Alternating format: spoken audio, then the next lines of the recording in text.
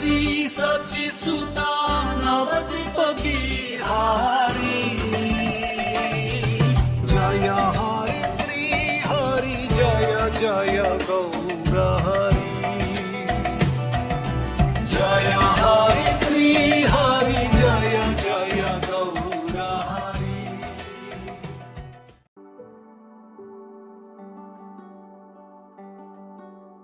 श्री चैतन्य महाप्रभु के आशीर्वाद मात्र से एक अज्ञानी व्यक्ति भी तुरंत समस्त ज्ञान को प्राप्त कर सकता है। अतएव मैं महाप्रभु से प्रार्थना करता हूँ कि वे मुझ पर अपनी अहेतुकी कृपा करें। मैं श्री कृष्ण चैतन्य और नित्यानंद प्रभु को सादर प्रणाम करता हूँ, जो सूर्य और चंद्रमा के समान है। वे गौड़ देश के क्षितिज पर अज्ञान के अंधकार को दूर करने के लिए और इस प्रकार सबको अद्भुत आशीर्वाद देने के लिए एक साथ उदित हुए हैं। परम कृपालु राधा तथा मदन मोहन की जय हो। यद्यपि मैं लंगड़ा और मूर्ख हूँ, फिर भी वे मेरे मार्गदर्शक हैं और उनके चरण कमल मेरे लिए सर्वस्व हैं। वृंदावन में कल्प वृक्ष के नीचे रत्नों के मंदिर के भीतर श्री श्री राधा गोविंद एक दैदीप्यमान सिंहासन पर विराजमान हैं और उनके सर्वाधिक अंतरंग पार्षद उनकी सेवा में लगे हुए हैं। मैं उन्हें मेरे विनम्र प्रणाम करता हूँ। अपनी वंशी वादन से समस्त गोपियों को आकृष्ट करने वाले एवं वंशी वट में यमुना नदी के तट पर अत्यंत मधुर रास नृत्य को प्रारंभ करने वाले गोपीनाथ जी हम सब पर दयालु हो। दया के सिंधु श्री गौर हरि की जय हो। हे शची देवी के पुत्र, आपकी जय हो, क्योंकि आप समस्त पतित आत्माओं के एकमात्र मित्र हैं। श्री नित्यानंद प्रभु तथा अद्वैत प्रभु की जय हो। श्रीवास ठाकुर आदि श्री चैतन्य महाप्रभु के सभी भक्तों की जय हो। इससे पहले मैंने आदि लीला का संक्षेप में वर्णन किया है, जिसका विस्तृत वर्णन वृंदावन दास ठाकुर पहले ही कर चुके हैं। इसलिए मैंने उन घटनाओं को केवल संक्षेप में दिया है और जो कुछ विशेष कहने योग्य था वह भी उसी के साथ वर्णित है। श्री चैतन्य महाप्रभु की अनंत लीलाओं का वर्णन कर पाना संभव नहीं है, किंतु अब मैं मुख्य घटनाएं बताना चाहता हूं और अंत में घटित होने वाली लीलाओं का सार प्रस्तुत करना चाहता हूं। श्री वृंदावन दास ठाकुर ने अपनी पुस्तक चैतन्य मंगल में जिन लीलाओं का विस्तार में वर्णन किया है उसे मैं केवल संक्षेप में कहूँगा, किंतु जो घटनाएं विशिष्ट हैं उनका मैं बाद में विस्तार करूँगा। वास्तव में श्री चैतन्य महाप्रभु की लीलाओं के प्रमाणिक संकलन करता तो श्री वृंदावन दास हैं, जो व्यास देव के अवतार हैं। उनकी आज्ञा से ही मैं उनके द्वारा छोड़े गए उच्छिष्ट को पुनः चबाने का प्रयास कर रहा हूँ। अब मैं अत्यंत भक्ति पूर्वक उनके चरण कमलों को अपने मस्तक पर धारण करके महाप्रभु की अंतिम लीलाओं का संक्षिप्त वर्णन करूँगा। श्री चैतन्य महाप्रभु 24 वर्षों तक घर पर रहे और इस काल में उन्होंने जो भी लीलाएं की वे आदि लीला के नाम से जानी जाती हैं। 24 वर्ष पूरे होने पर माघ मास के शुक्ल पक्ष में महाप्रभु ने संन्यास ग्रहण किया। संन्यास ग्रहण करने के बाद चैतन्य महाप्रभु अगले 24 वर्षों तक इस भौतिक जगत में रहे। इस काल में उन्होंने जो भी लीलाएं की वे शेष लीला कहलाती हैं, अर्थात ऐसी लीलाएं जो अंत में घटित हुई हैं। अंतिम 24 वर्षों में संपन्न होने वाली लीलाएं मध्य तथा अंत्य इन दो नामों से जानी जाती हैं। इन्हीं विभागों के अनुसार सारे भक्त महाप्रभु की लीलाओं का उल्लेख करते हैं। अंतिम 24 वर्षों में 6 वर्षों तक श्री चैतन्य महाप्रभु ने जगन्नाथपुरी से लेकर बंगाल और कुमारी अंतरिप से लेकर वृंदावन तक सारे भारतवर्ष का भ्रमण किया। इन स्थानों में महाप्रभु ने जितनी लीलाएं की वे मध्य लीला कहलाती हैं और उसके बाद की जितनी लीलाएं हैं वे अंत्य लीला कहलाती हैं। इसीलिए महाप्रभु की लीलाओं को 3 कालों में विभाजित किया जाता है, आदि लीला, मध्य लीला तथा अंत्य लीला। अब मैं मध्य लीला का विस्तार पूर्वक वर्णन करूंगा। श्री चैतन्य महाप्रभु 18 वर्षों तक लगातार जगन्नाथपुरी में रहे और उन्होंने अपने खुद के आचरण से सारे जीवों को भक्ति योग का उपदेश दिया। श्री चैतन्य महाप्रभु ने जगन्नाथपुरी में इन 18 वर्षों में से 6 वर्ष अपने अनेक भक्तों के साथ बिताए।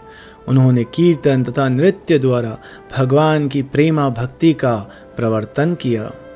श्री चैतन्य महाप्रभु ने नित्यानंद प्रभु को जगन्नाथपुरी से बंगाल भेजा, जो गौड़ देश के नामक से प्रसिद्ध है। श्री नित्यानंद प्रभु ने भगवान की दिव्य प्रेमा भक्ति से इस देश को आप्लवित कर दिया।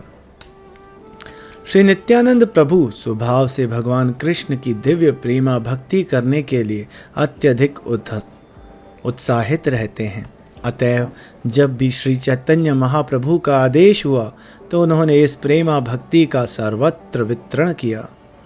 मैं उन श्री नित्यानंद प्रभु के चरण कमलों में असंख्य प्रणाम करता हूँ, जो इतने दयालु हैं कि उन्होंने श्री चैतन्य महाप्रभु की भक्ति को सारे विश्व में प्रचारित किया। श्री चैतन्य महाप्रभु श्री नित्यानंद प्रभु को अपना बड़ा भाई कहकर पुकारते थे, जबकि नित्यानंद प्रभु चैतन्य महाप्रभु को अपने स्वामी कहा करते थे। यद्यपि नित्यानंद प्रभु स्वयं बलराम हैं, तथापि वे अपने आप को सदैव श्री चैतन्य महाप्रभु के नित्य दास मानते हैं। नित्यानंद प्रभु हर एक से श्री चैतन्य महाप्रभु की सेवा करने, उनकी महिमा का कीर्तन करने तथा उनका नाम उच्चारण करने का आग्रह करते थे। वे उस व्यक्ति को अपने प्राणों के तुल्य समझते थे जो श्री चैतन्य महाप्रभु की भक्तिमय सेवा करता था। इस प्रकार श्रील नित्यानंद प्रभु ने बिना भेदभाव के हर एक को श्री चैतन्य संप्रदाय में सम्मिलित किया। ऐसा करने से पतितात्माओं तथा निंदकों का भी उद्धार हो गया। तत्पश्चात श्री चैतन्य महाप्रभु ने श्रील रूप गोस्वामी तथा श्रील सनातन गोस्वामी दोनों भाइयों को व्रज भेजा। उनके आदेश से वे श्री वृंदावन धाम गए। वृंदावन जाकर इन दोनों भाइयों ने भक्ति का प्रचार किया और अनेक तीर्थ स्थानों की खोज की।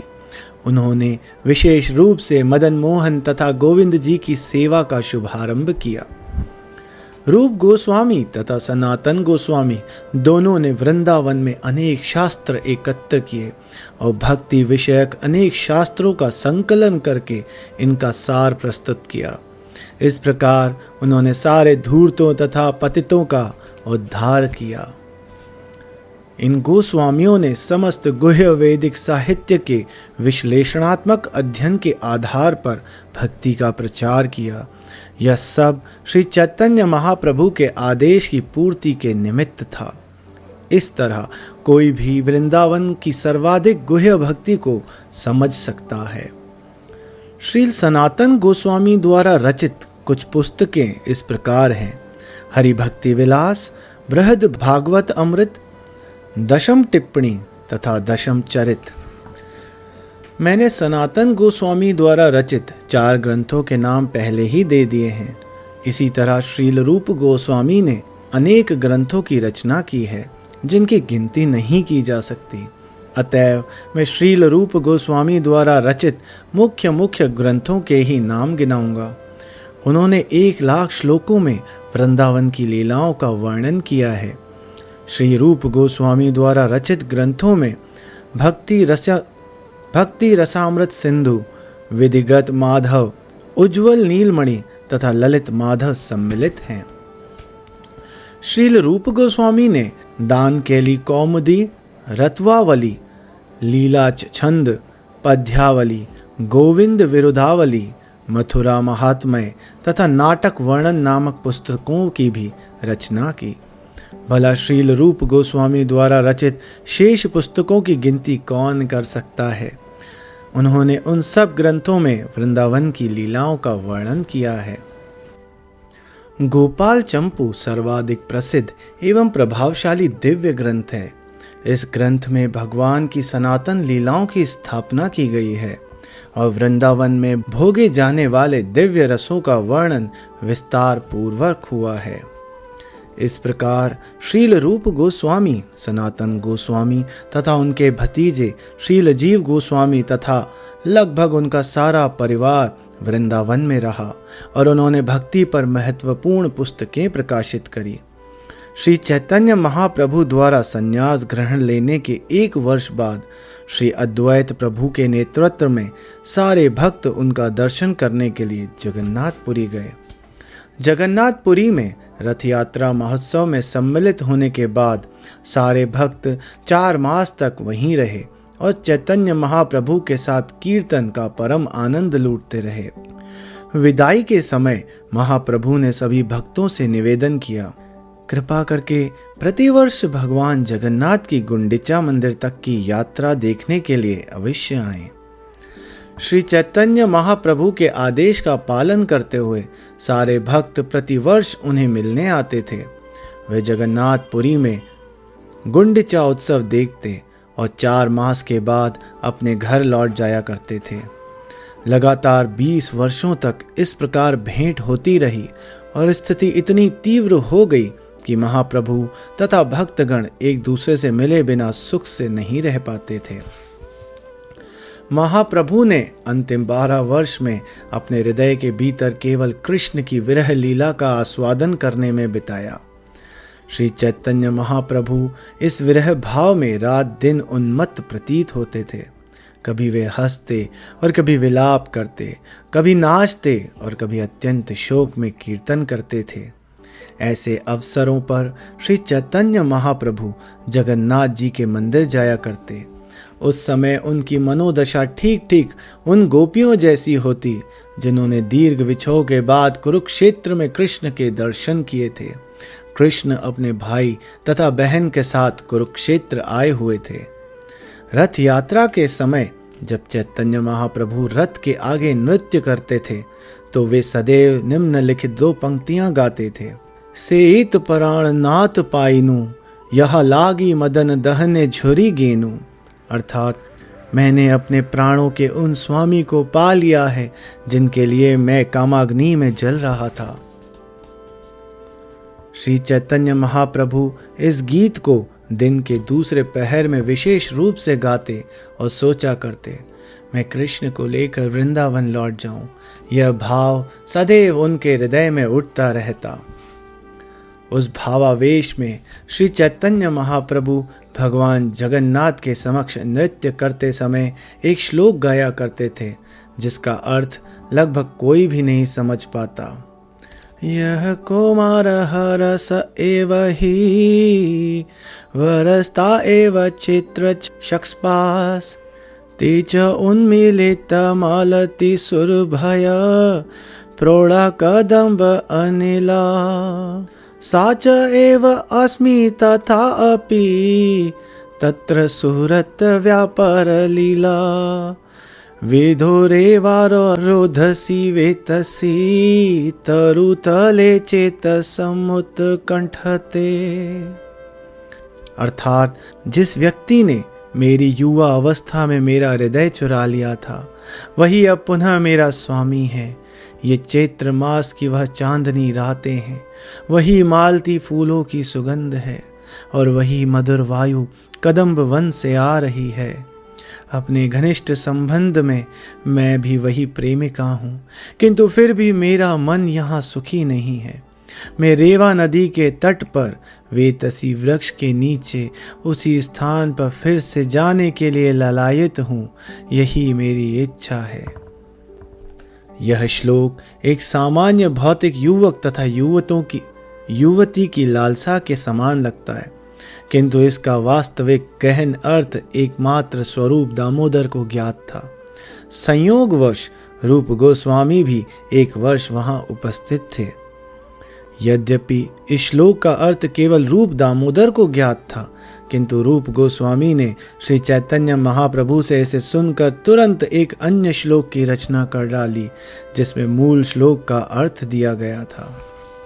इस श्लोक की रचना करके रूप गोस्वामी ने इसे एक ताड़ के पत्ते पर लिख दिया और जिस कुटिया में वे रह रहे थे उसकी छत पर रख दिया।